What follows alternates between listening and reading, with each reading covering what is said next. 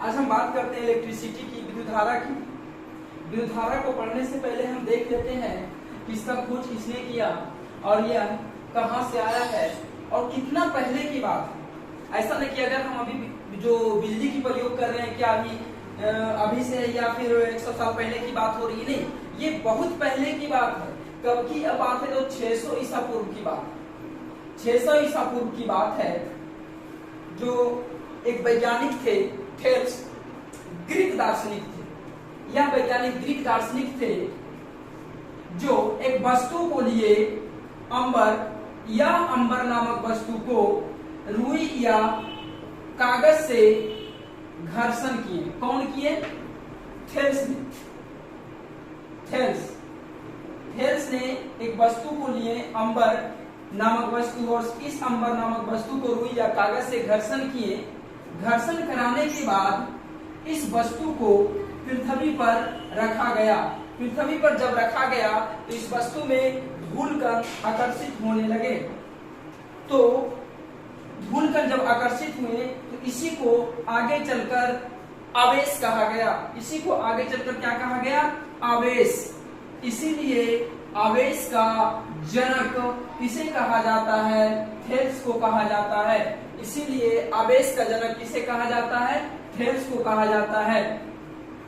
Thales को आवेश का जनक कहा जाता है। अंबर है क्या?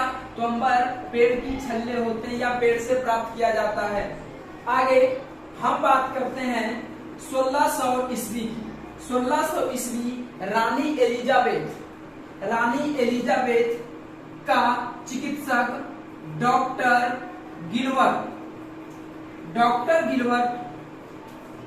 रानी एलिजाबेथ के चिकित्सक डॉक्टर गिलवर्ट ने कहा कि जब कोई वस्तु है, जब वस्तु को एक दूसरे से अलग रखा जाता है तो उस वस्तु में आवेश उत्पन्न नहीं होता।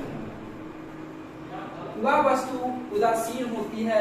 जब उस वस्तु को एक दूसरे के पास लाया जाता है तो उसमें आवेश उत्पन्न होती है। जैसे हम एग्जांपल में देख लेते हैं कि वस्तु को पहले दूर रखते हैं, उसके बाद वस्तु को हम फिर से एक दूसरे के नजदीक लाते हैं। एग्जांपल में हम देखते हैं, एग्जांपल में मैग्नीशियम, ऑक्सीजन। तो मैग्नीशियम की इलेक्ट्रॉनिक विन्यास 2, 8, 2। ऑक्सीजन का इलेक्ट्रॉनिक विन्यास 2 और 6 होता है। अगर इसकी बात किया जाए, मैग्नीशियम का और ऑक्सीजन का बात किया जाए, तो यह दोनों वस्तु उदासीन है। आपको लग रहा होगा कि सर कैसे? तो हम देख लेते हैं कि इलेक्ट्रॉन की संख्या और प्रोटॉन की संख्या, यहाँ पे इलेक्ट्रॉन की संख्या कितना है? 2, 8, 2, 10 और 2, 12। और प्रोटॉन की संख्या कितना है? 12। इसमें देखा जाए ऑक्सीजन में तो इलेक्ट्रॉन की संख्या कितना? 8 और प्रोटॉन की संख्या कितना? 8। यहाँ पे अगर दोनों को ऐड किया जाए E प्लस P बराबर -12 प्लस 12 आ गया क्या? 0। E प्लस P बराबर -8 प्लस 8 आ गया क्या? 0। तो जब इसमें कोई आवेश उत्पन्न नहीं हुआ, दोनों का मान क्या आ गया? 0। यह वस्तु कैसा है? उदासीन। अब वस्तु को हम क्या करते हैं? एक दूसरे के पास लेकर के जाते हैं। चलिए, अब वस्तु को हम एक दूसरे के पास लेकर के जाते हैं। मैग्नीशियम है या ऑक्सीजन है, इस वस्तु को हम एक दूसरे के पास लेकर के आ गए। जब वस्तु को एक दूसरे के पास लाए हैं तो क्या होता है कि इसका इलेक्ट्रॉन इसमें ट्रांसफर होने लगता है और इलेक्ट्रॉन जब तक जाते रहता है तब तक दोनों में इलेक्ट्रॉन बराबर नहीं हो जाता।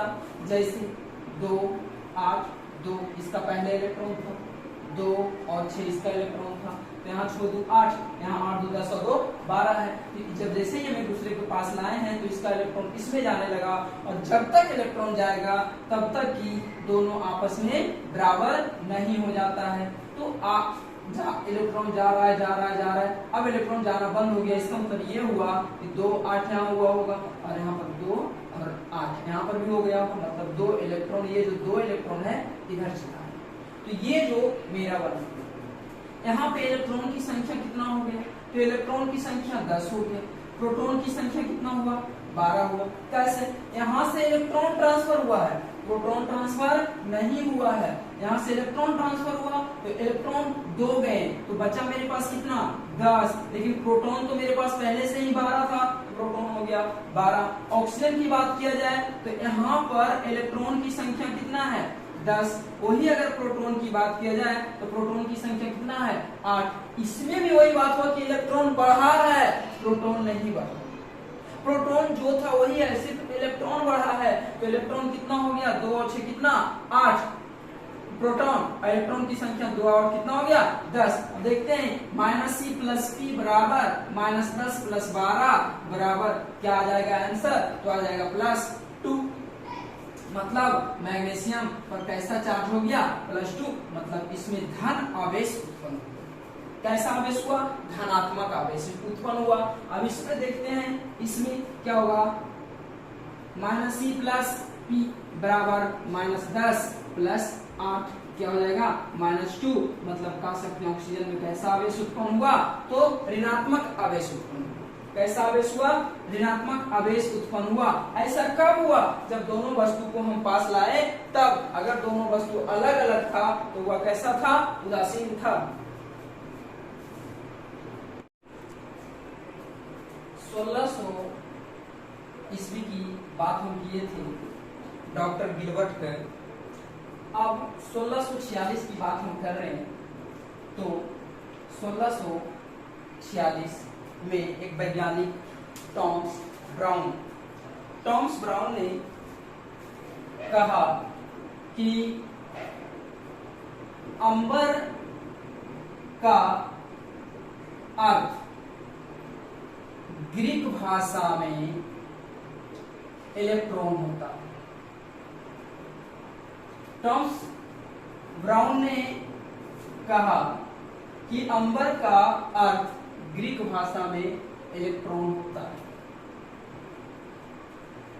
इसे आगे चलकर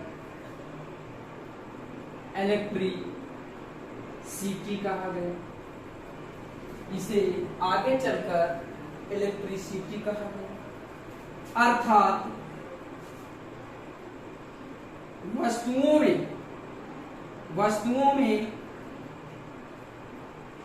इलेक्ट्रॉन की परवाह होती है। अंबर का अर्थ ग्रीक भाषा में इलेक्ट्रॉन होता है। इसे आगे चलकर इलेक्ट्रिसिटी कहा गया। अर्थात वस्तुओं में इलेक्ट्रॉन की परवाह होती है। अब हम आवेश के बारे में जानते हैं। इलेक्ट्रिसिटी के बारे में तो हमें पता चल गया कि कहां से आया है। अब हम आवेश के बारे में जानते हैं। आवेश जिसे हम चार्ज कहते हैं, इसे सूचित Q द्वारा किया जाता है। SI मात्रक कूलम होता है, जिसे C द्वारा सूचित किया जाता है। आवेश कहने का मतलब यह हुआ कि वस्तुओं के बीच इलेक्ट्रॉन की प्रवाह को आवेश कहते हैं। वस्तुओं के बीच इलेक्ट्रॉन की प्रवाह को आवेश कहते हैं। इसे Q द्वारा सूचित किया जाता है। इसे Q द्वारा सूचित किया जाता है। इसका SI मात्रक कूलम होता है। किसका? आवेश का। अर्थात आवेश को कूलम नामक वैज्ञानिक ने परिभाषित किए थे। अर्थात आवेश को कूलम नामक वैज्ञानिक ने परिभाषित किए थे।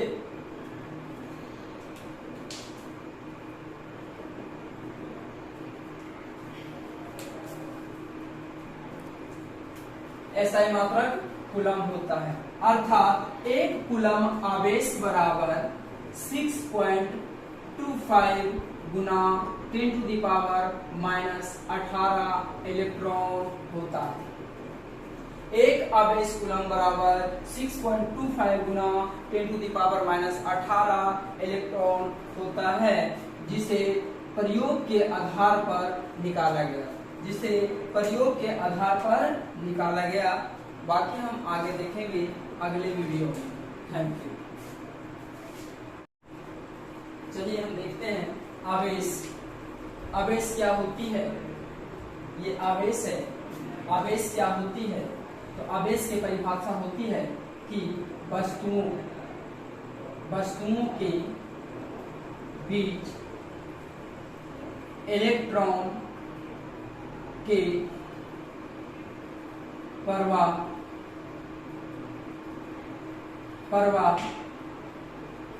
को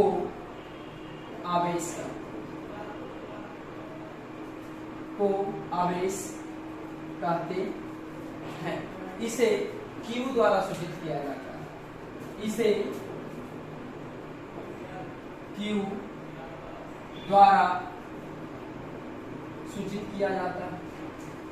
इसका SI मात्रक कूलम होता है। इसका SI मात्रक क्या होता है? कूलम होता है। अर्थात आवेश को परिभाषित करने वाला वैज्ञानिक कौन थे? कूलम। इसीलिए आवेश का SI मात्रक क्या होता है? कूलम होता है।